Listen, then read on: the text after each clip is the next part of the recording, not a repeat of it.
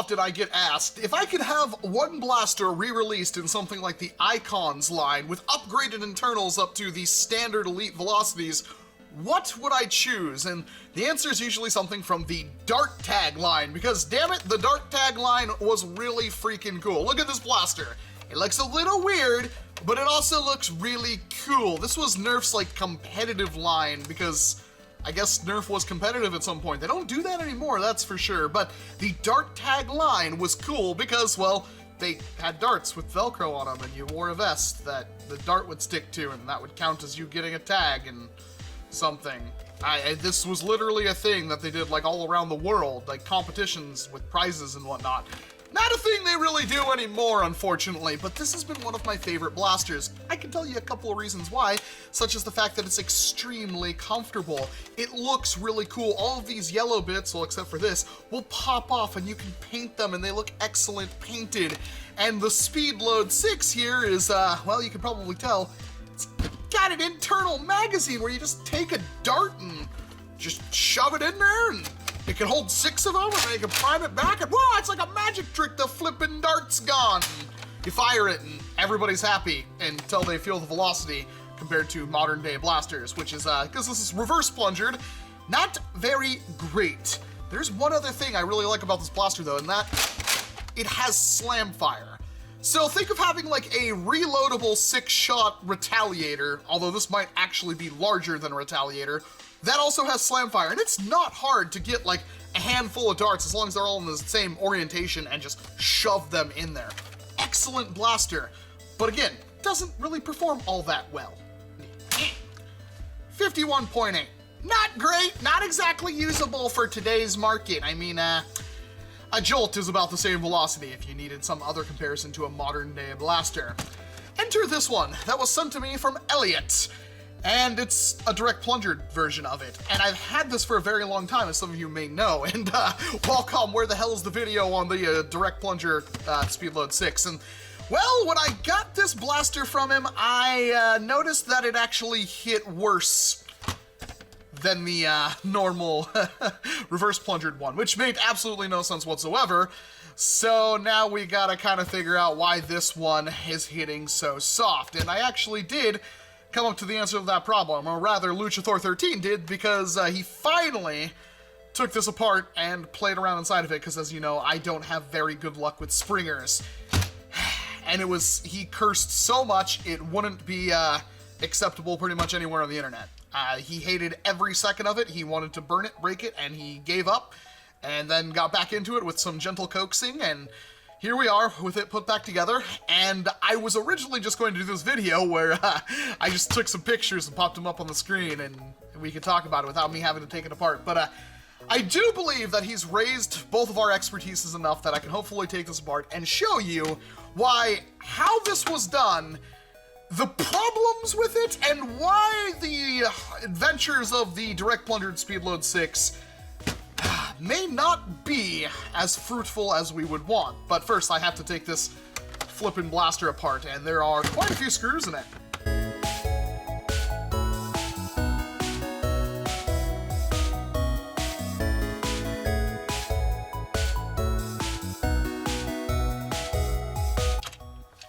That was what, like 5 screws just to take off a single panel, and then a 6th one from down here.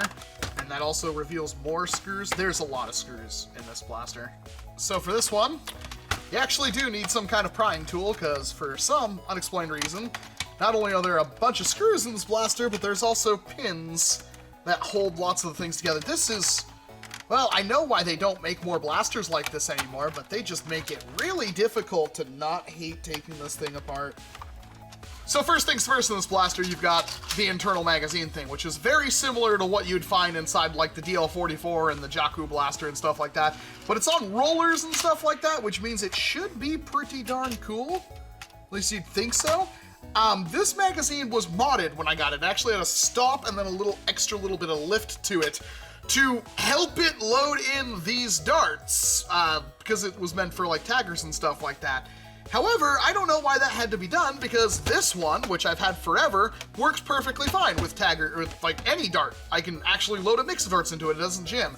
But for some reason, this one seems like they messed up a little bit with this one, since the magazine doesn't move all the way up like it should. So basically what happens with this thing is that when you prime it, this will actually push the dart into the chamber, and then when you push it back forward, then the bolt closes around the dart, and that's why you have this weird tray that pops over and closes off the magazine so darts don't pop up, and it's a mechanical disaster, and we're still gonna take it apart for some insane reason. The things it do for YouTube views. And we're in. And yeah, this is the, welcome to the internals of the Direct Plunger Quick 16. So we better do one of those fancy zooms, which is always weird because, of course, I don't get to do that until posting, but you can see what looks to be a Recon Mark II plunger tube. That was Luchathor's idea, and I'm kind of guessing I'm going with that since I'm taking part quite a few of those. We've got the back end cap with some kind of PVC or plastic pipe in there that nestles a spring. Of course, the plunger rod has to move back into that. There has to be a catch here and stuff like that. And the entirety of the bolt sled will actually shift over that whole plunger tube. So there's only so many things you can really do for this. But the first issue, besides what Elliot did, is that the entire system is primed by this thin piece of plastic right here that connects right back here on the end of the bolt sled, which pushes this thing back. That's it.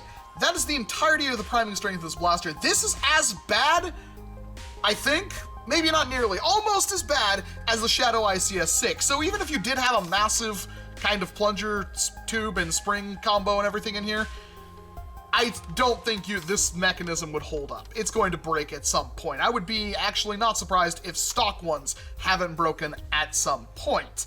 So the amount of spring that you could use in here is very minimal.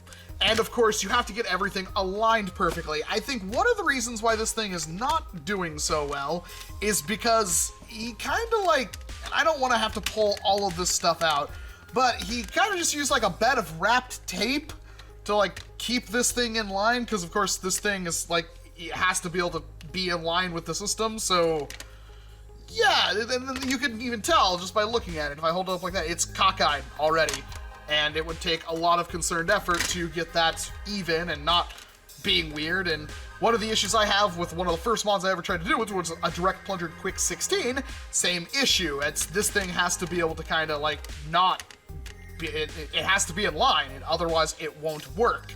So that's kind of the first issue. The second issue is because of the distance here, like where the spring rests and stuff is, even though I don't know if that's exactly how I would do it, to be perfectly honest, you need to have a spring that actually compresses, and Elliot apparently did not have one. So what it had was what looked to be a strong arm spring, according to Luchathor 13, that was taped about at the end of the plunger tube. It didn't work. It did not work at all. So we have what we think to be a Magnus spring in here, or some kind of spring I have laying around in a drawer, because I have a drawer full of springs. If you are not a modder, if you don't have a drawer full of springs, which gives it better compression and its full length and everything like that, it still only hits like 65, which is kind of up to elite, but like that's still like, that's probably maxed out for this thing. The bolt could use a little bit more brass in it. You can see the little bit of brass right here. That's only used to conjoin the bolts to the, I'm guessing some of this is the bolt from the original Speedload 6 and the rest of it, and then the back end of this is probably the original bolt from the Recon Mark II or Retaliator. But because that doesn't get a great fit on the dart, yeah, it's still a stock bolt, which is like one of the biggest issues with any of the original stock blasters. You need to have a tighter fit on the dart to build up more air velocity, and there's also no barrel, so you kind of want this to be as tight as possible.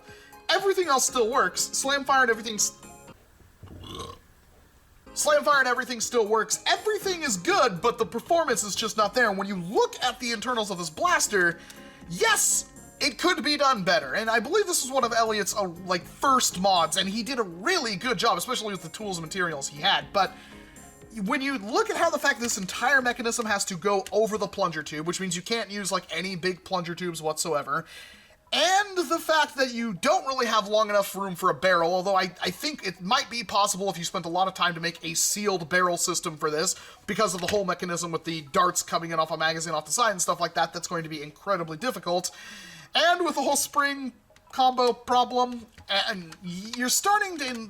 All this doesn't even matter because of this whole priming rod up here, which would just break pretty much immediately. It's starting to become very apparent that the idea of doing a Speedload 6 direct plungered probably isn't the best idea. Because as good of a job that Elliot did, and what things could be improved, I don't really think there's a whole lot more that we could do with this system. There is some hope with something like the Quick 16, which you can fit basically Retaliator, or in this case Rampage, Bolt Sled and stuff into it, but it still has to clear over the plunger tube and everything like that, and that's a nightmare. You honestly can't get more than like stock out of it, but that's pump action, it's a lot more rigid. That is probably a way better idea, but you're still going to be dealing with the same size plunger tube, which is probably going to cap out even at perfect settings about 150 FPS, which is good.